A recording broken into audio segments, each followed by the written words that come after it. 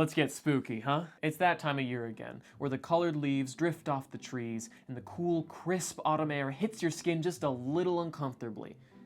At least in the normal areas of the world with seasons and stuff. It's not just always Christmas or constantly on fire. This time of year brings many customs, like this here pumpkin, which I'll be carving into a jack-o'-lantern throughout the video for, I don't know, your entertainment. Do you like this? And a relatively new tradition that's been around here for a decade at this point is the annual rewatch of Over the Garden Wall.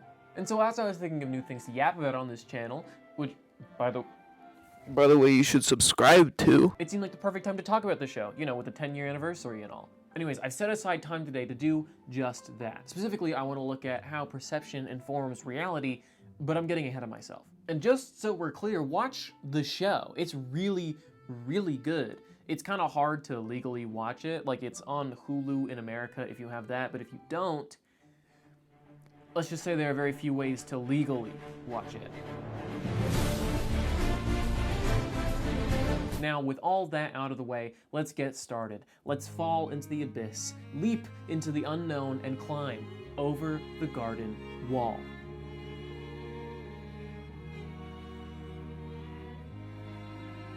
Now, if you don't know, the best way to start a jack-o'-lantern is to gut it. And I think we could do the same with the show. So let's take a look at the guts and inner workings of our protagonist.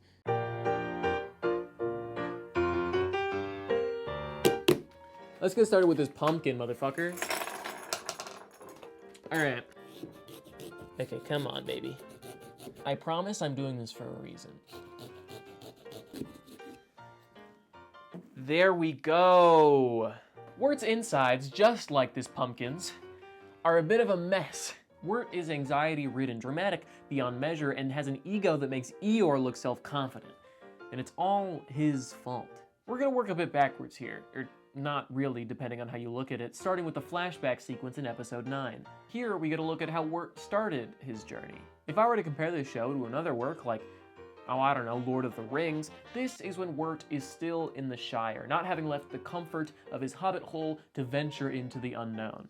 The first moment of the episode is defined by indecision, and this does not change throughout it. He states that he's entering the unknown here. Into the unknown. But really, if he were left to his own devices, he would have never entered anywhere. He stays outside the gate, outside the house, outside the graveyard, alone and looking in, desperate and afraid. Afraid of what, you may ask? Well, just give me 1 second. Oh my god. Ooh, this is taking so long.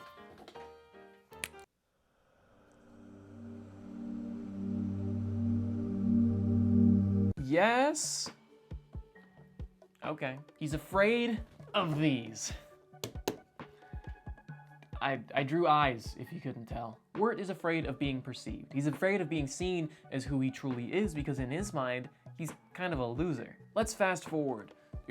Go back. Flashbacks make this language hard to use. When Beatrice and Wirt are sharing secrets while exploring that big old mansion.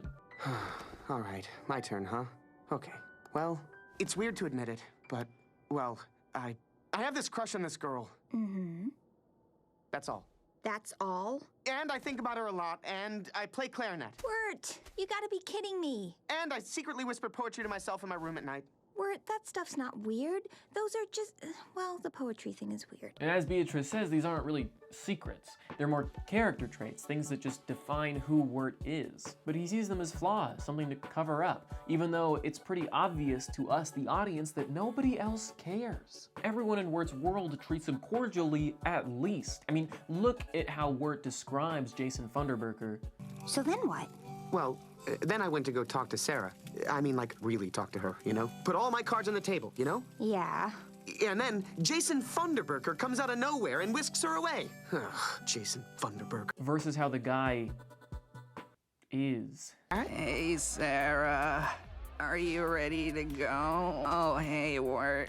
Let's go, Sarah. I I just don't understand. Why does he sound like a deflating balloon?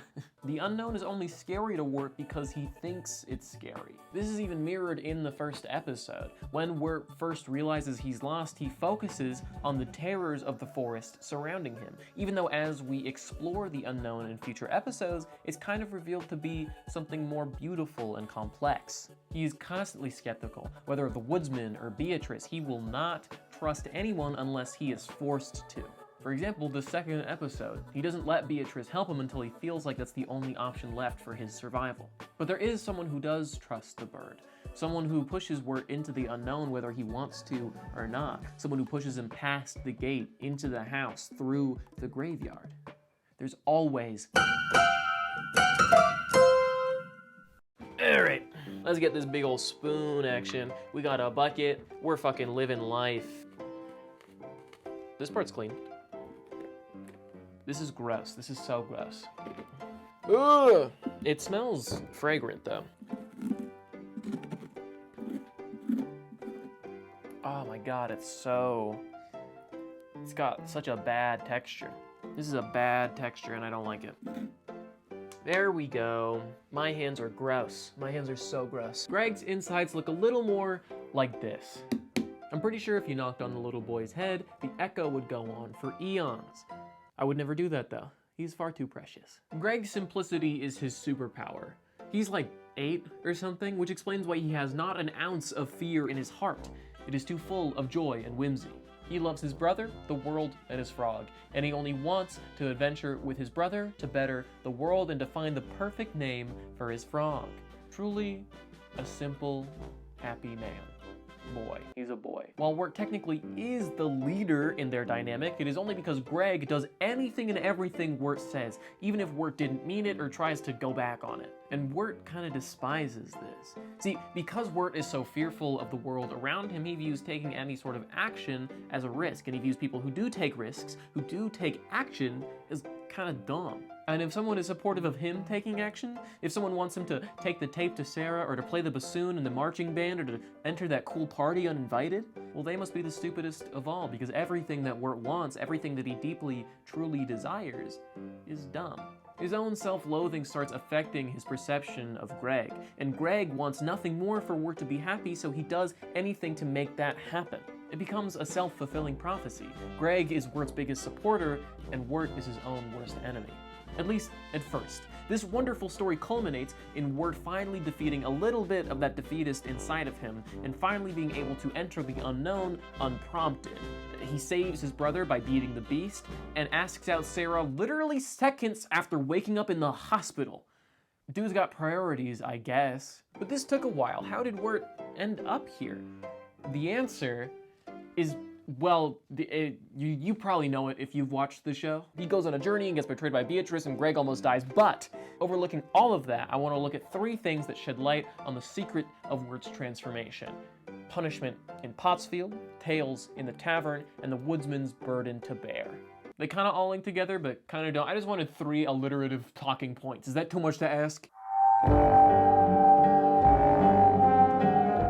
By the way, this is going to be an Enoch Jack-o'-lantern. I just love his vibe. I love that whole episode's vibe as a whole. It's like the late autumn colors and the pumpkin skeletons and the cheery cult vibes really paint this like quaint, creepy atmosphere. It's cool as hell. Anyways, we drew a nose.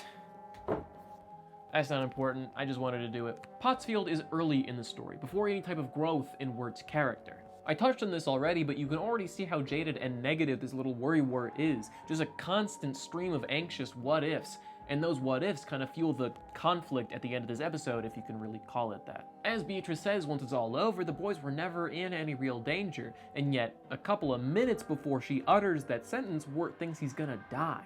And this is because of Wirt's expectations of the world. Obviously, being scared of a pumpkin cult that locks you in their barn when you say you want to leave, that's understandable. You could be scared of that. But the point of this episode is not to make Wirt look stupid for worrying. It is instead to show that his expectations are not always fully realized. The show plays with expectations plenty of times, from the ghost plot in episode 5 to Auntie Whispers in episode 7, but episode 2 does it quite a lot, especially in just one scene. First, you think the boys are digging their own graves. Then, because of a couple lines of dialogue earlier, you think Beatrice and Greg are abandoning Wirt. Okay, that's great. How about you and I ditch your brother? Maybe later. Then you see the skeleton rise up, brandishing his own bones like he's gonna whack Wirt across the head for his misdeeds, but none of that happens. For plenty of media, there might only be one reason to break expectations like this, and it's to avoid a stagnant story to keep things entertaining. But here, I like to think it's a lesson for Wirt to learn from. Part of the reason Wirt can't make a decision to save his life, almost literally, is because he always expects the worst. When faced with any choice, he views every option as terrible. Should he give the tape to Sarah? Well, if he does, her and Jason Funderburker will laugh at it together. But if he doesn't, he'll constantly have this bottled up, unrequited love. Should they escape the Woodsman? Well, the unknown is scary, but so are strangers. Should he go to that cool party? Should he follow the kids to the graveyard? Should he? So this little scene, and plenty that come after it, try to teach Wirt that what he expects to happen doesn't always actually happen. However, he doesn't learn that here, as he sprints away from the pumpkin people even after they start dancing in their skelly party. So, he continues on his path, and he ends up at... No pumpkin bit for this transition, we're getting right into the shit. Here, Wirt has to ask for directions without the help of Beatrice. And also without the help of Greg, but Greg wasn't gonna help anyways. Because Wirt is a glorified welcome mat, everyone in the tavern is able to have their way with him. And their way is to assign him a role. Everyone in the tavern has a role, from the tavern keeper, to the tailor, to the famed the highwayman. To the famed I'm the highwayman. To the famed I'm the highwayman. God damn it, we get that you're the making highwayman! Wirt is given two titles in his time there, the young lover and the pilgrim. The former he is utterly embarrassed by, and the more people call him it, the more flustered and flush he gets. This is both due to Wirt being self-conscious in general, but also a direct reminder of Wirt's feelings for Sarah. Retreading back to the flashback, Wirt's crush impacts every decision he makes. The creation of the tape was directly for Sarah. The locations he goes through throughout the episode is either to give Sarah the tape or to take it away again. Hell, the outfit he wears is to prove that he's strapping and cool looking. I don't know how well that outfit does that, but that's besides the point. Point is, his crush on Sarah does kind of define him. And the fact that the tavern folk were so easily able to pin that, even unintentionally, makes Wirt feel so much more self-conscious. Does he really conduct himself in a way that gives off how lovesick he is? Is he that easy to read? Soon though, after a sick-ass song, he's branded with a different epithet. The Pilgrim. A traveler who holds the reins to their own destiny and chooses their own path. This has the opposite effect on Wirt. Instead of shrinking back into his feeling of discomfort, he exits his shell a bit. He looks more confident. He... wait for it. Now this is true artistry. Look at his face. Look at that concentration. That's an artist right there, all right? Don't fuck with me. He smiles. Get it? Do we get it? Yeah, this really doesn't look that good. Hell, he uses his dramatic flair to enrich his storytelling, rather than to spout sad poetry about how lost and alone he feels. And when he hears Beatrice is in danger, he runs to protect her, instead of prioritizing himself like he's done in prior episodes. He even rides a horse just through the power of will, and, more importantly, the power of people believing in him. This happens with the bassoon later in the series. Just thinking that Beatrice believes in his ability to play the bassoon allows him to absolutely kill it on that thing. Look, not to go looking for shit that isn't there, but I don't think that Wirt really has that in his home life. He doesn't really value his brother's opinion, as I've talked about earlier. His dad doesn't seem to be in his life anymore. He doesn't really seem to love his stepdad. And he overanalyzes everything his peers say and do to the point that neutral interactions are treated as if they pulled out a gun and shot him in the leg. And then spit on him. And then drew a dick on his forehead with the blood from the gun. I'm getting too into it, I'm sorry. I just mean he's interpreting things in the worst possible way. Therefore, having this positive reinforcement from people he kind of trusts is really, really good for him. Not only mentally, but also just untethers him.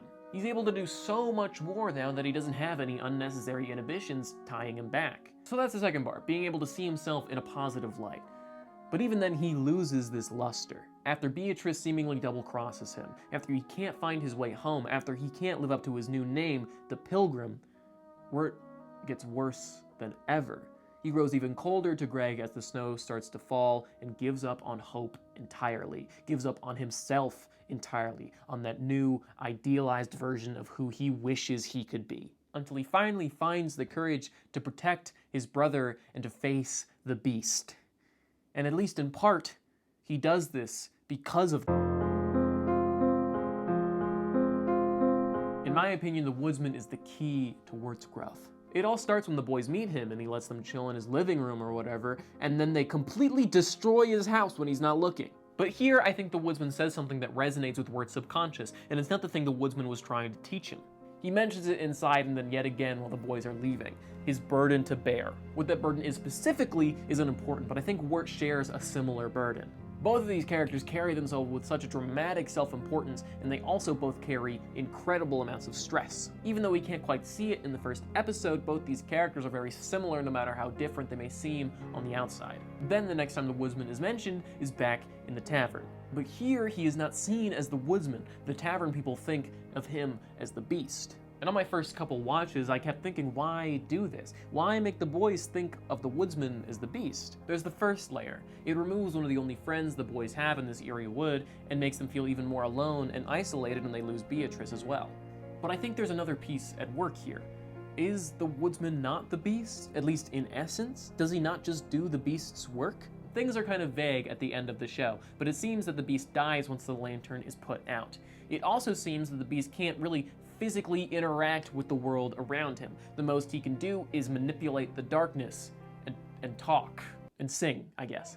How the beast seems to function is it convinces someone else to hold the lamp, to bear that burden, and to tend to it, making sure it never goes out. And that person this time was the Woodsman. Someone so riddled with anxiety and guilt and worried that they don't stop and think about the reality of their situation and instead focus on the negatives and, wait a minute, that kind of sounds familiar. It sounds a bit like Wirt, I think. It sounds a bit like Wirt is what I'm getting at. And even though the Woodsman was not acting in malice, his actions still had implications and effects across the unknown. He sustained the beast, which in turn terrorized the unknown's denizens and at least killed a couple of people. And Wirt does the same. His beast, his burden has negative effects on those closest to him, specifically Greg. It's more obvious in the unknown, where Greg almost dies because Wirt was a little shit, but in the real world as well, Wirt is constantly berating and ignoring his little brother, and if this kind of relationship continued, Greg might internalize a lot of the harm that Wirt is inflicting. But it doesn't, because Wirt sees how dumb that is. He is presented with the Woodsman's burden and finally understands that there is another choice. Just because he sees two bad options doesn't mean those are the only options there are. He finally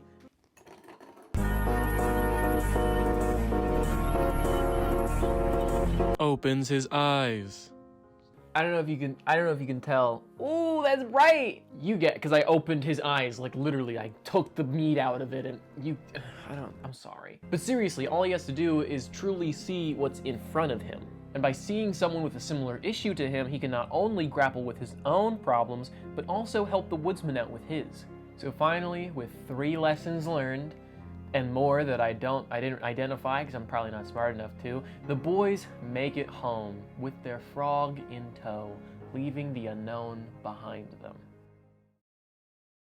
Over the Garden Wall is a show about a lot of things, but plenty of it is about how your perception influences your reality, or how you see things affects how you experience them.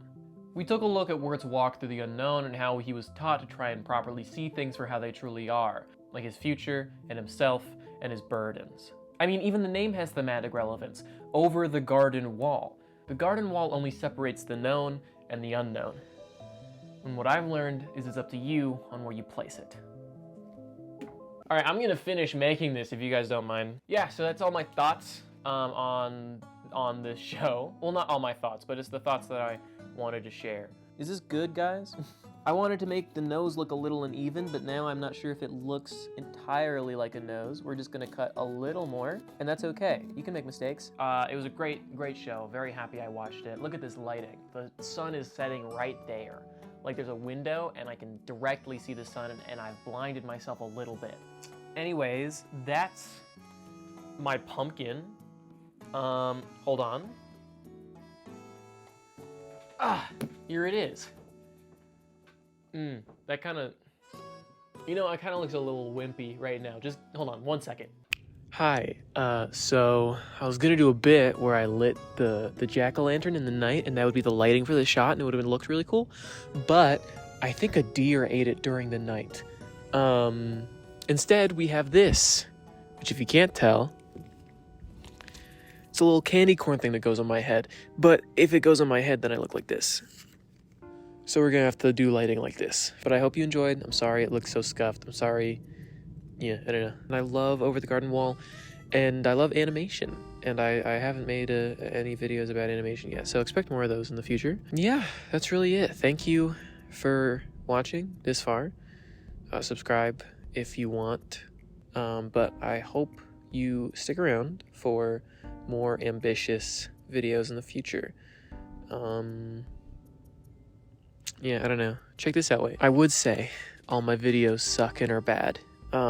And you shouldn't subscribe and leave a like. But that would be a rock fact. Fuck, it's not lit.